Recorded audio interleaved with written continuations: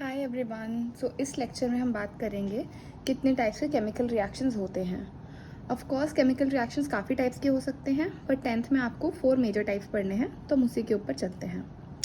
पहली बात तो ये है कि chemical reaction involves breaking and making of bonds between atoms to produce new substances. ठीक है, केमिकल रिएक्शन तभी होता है जब कोई बॉन्ड्स टूटते हैं और नए बॉन्ड्स बनते हैं और फिर नई सब्सटेंसेस बनती हैं। इसका मतलब है कि एक सीक्वेंस में ये चीज़ होती है, न्यू ओल्ड बॉन्ड्स टूटेंगे तभी तो न्यू बॉन्ड्स बनेंगे और उससे न्यू सब्सटेंस भी बनती है। इस चीज़ को आप अपनी डे टू डे लाइफ में भी अप्लाई कर सकते हो। Okay, so without joking let's move to the first type of reaction, that is combination reaction. Combination का मतलब ही है दो या और चीज़ों को कंबाइन करना, यानी उन्हें जोड़ना। और कॉम्बिनेशन रिएक्शन में इस होता है कि दो रिएक्टेंट्स कंबाइन करके सिर्फ एक सिंगल प्रोडक्ट देते हैं। फॉर एग्जाम्पल CaO यानी कैल्शियम ऑक्साइड प्लस H2O यानी water form CaOH2 that is calcium hydroxide plus heat. Okay, मतलब कि जो रिएक्शन, इस रिएक्शन में दो रिएक्टेंट्स कंबाइन करके सिर्फ एक प्रोडक्ट देंगे। चाहे दो रिएक्टेंट्स मिल रहे हैं पर प्रोडक्ट हमें सिंगल मिलता है, तो इसको हम क्या बोलते हैं? Combination reaction. अब आपके दिमाग में क्वेश्चन आएगा कि हीट भी तो हो रही है, बट हीट कोई टाइप का प्रोडक्ट नहीं है, वो एक फॉर्म ऑफ एनर्जी है, तो इसलिए हम उसको इसका प्रोडक्ट नहीं काउंट करते। ठीक है, now reactions where heat is generated with products is called as an exothermic reaction. ठीक है, जिन रिएक्शंस में हीट रिलीज होती है उनको हम एक्सोथर्मिक बोलते हैं। एक्सोथर्मिक रिएक्शंस को याद करने का तरीका होता है, एक्सो मीन्स एग्जिट, मतलब उसे को रिलेट कर सकते हो, एग्जिट यानी एवोल्यूशन, तो एवोल्यूशन ऑफ हीट को हम बोलते हैं एक्सोथर्मिक रिएक्शंस।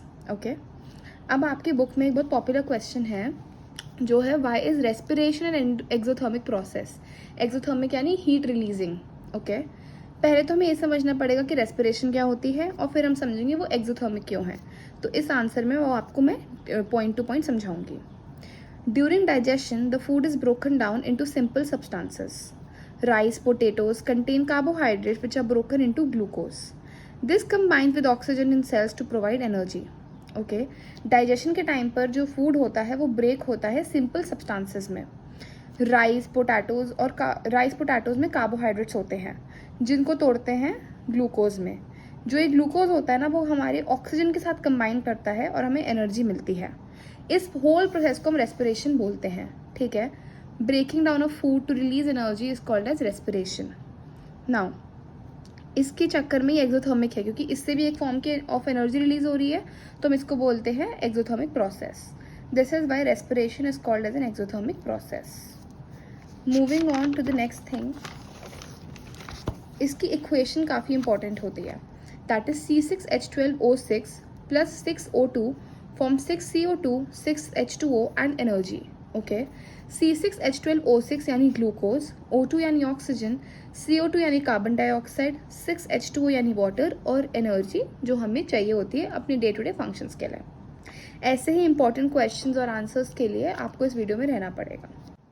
डीकम्पोजिशन रिएक्शंस को आइडेंटिफाई करने का सबसे सिंपल तरीका यही है कि इनमें सिर्फ एक रिएक्टेंट होगा और वो ही 2 या 3 या और प्रोडक्ट्स में ब्रेक डाउन होता है। ठीक है, फॉर एग्जाम्पल 2FeSO4 यानी फेरस सल्फेट को अगर हम हीट के प्रेजेंस में रिएक्ट कराएंगे तो Fe2O3 बनेगा, SO2 इवॉल्व होगा और SO3 बनेगा। ओके, सिमिलरली अगर हम CaCO3 यानी कैल्शियम कार्बोनेट को हीट करते हैं तो हमें CaO और CO2 मिलता है। ठीक है, the reactions in which decomposition is carried with the help of heating are called thermal decomposition reactions. Again thermal यानी हीट से रिलेटेड, डीकम्पोजिशन मतलब तोड़ना, और रिएक्शन तो हमें पता ही है। तो ऐसे और एग्जाम्पल्स आपकी NCERT बुक में भी हैं, उससे भी गो थ्रू कर लीजिएगा और आपको इसका एक ओवरव्यू मिल जाएगा। नाउ एक नेक्स्ट इंपॉर्टेंट क्वेश्चन जो पॉपअप होता है वो ये है, why does white silver chloride turn grey in the presence of sunlight. White silver chloride turns gray in the presence of sunlight due to the decomposition of silver chloride into silver and chlorine. 2AgCl formula है silver chloride का। जब इसको हम sunlight के presence में रखते हैं ना, तो ये ब्रेक डाउन हो जाएगा 2Ag यानी सिल्वर मेटल और क्लोरीन गैस में। सिंपल है। ये इंपॉर्टेंट क्वेश्चन आपसे काफ़ी बार बोर्ड में भी पूछा जाता है और आपके मॉक टेस्ट में भी पूछ सकते हैं। अब एक नेक्स्ट इंपॉर्टेंट क्वेश्चन जो बनता है इस टॉपिक से वो ये है, which reaction is used in black and white photography. Okay, so इसमें क्या होता है, जो सिल्वर ब्रोमाइड होता है ना, AgBr मीन सिल्वर ब्रोमाइड, जब इसको हम सनलाइट के प्रेजेंस में रखते हैं तो Ag और ब्रोमीन प्रोड्यूस होते हैं। इसकी वजह से ही इस रिएक्शन को हम ब्लैक एंड वाइट फोटोग्राफी में भी यूज़ करते हैं, इसकी एप्लीकेशन है। Now what are endothermic reactions? Reactions where the energy is absorbed. अब ऑफ कोर्स आपने एक्सोथर्मिक पढ़ा है, उसका ठीक ऑपोजिट एंडोथर्मिक है। एनर्जी किसी भी फॉर्म में हो सकती है, heat, light, water etcetera.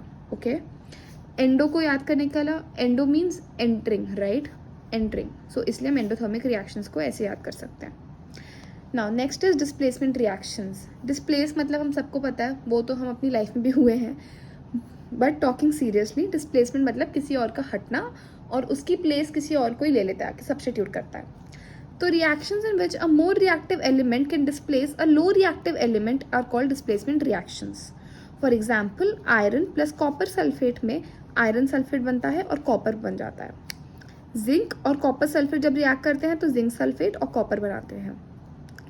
Displacement reactions का एक ईजी आइडेंटिफिकेशन ये होती है कि जो आपको कंपाउंड मिला होता है ना दूसरा, उसकी कंपाउंड की जो मेटल होती है या नॉन मेटल होती है वो रिप्लेस हो जाती है किसी और मेटल और नॉन मेटल से।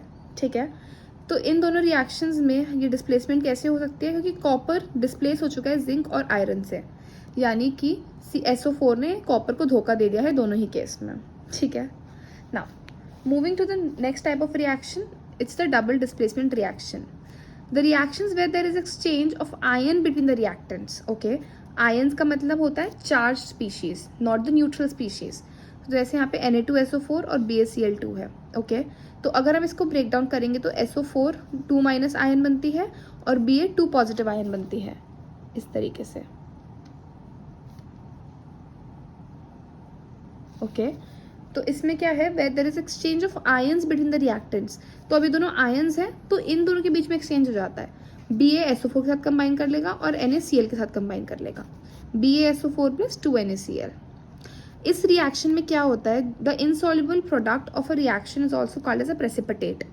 इन रिएक्शंस में जनरली डबल डिस्प्लेसमेंट रिएक्शंस में एक इनसॉल्युबल सब्सटेंस बन जाती है जिसको हम क्या बोलते हैं, प्रेसिपिटेट। इस रिएक्शन में BaSO4 वो प्रेसिपिटेट बनती है, और जिन रिएक्शंस में एक प्रेसिपिटेट बनता है उनको हम बोलते हैं प्रेसिपिटेशन रिएक्शंस। ओके, तो इस वीडियो में इतना ही। ऑक्सीडेशन, रिडक्शन, कोरोजन और रैंसिडिटी देखने के लिए नेक्स्ट वीडियोस को देखते रहिए। Thank you so much.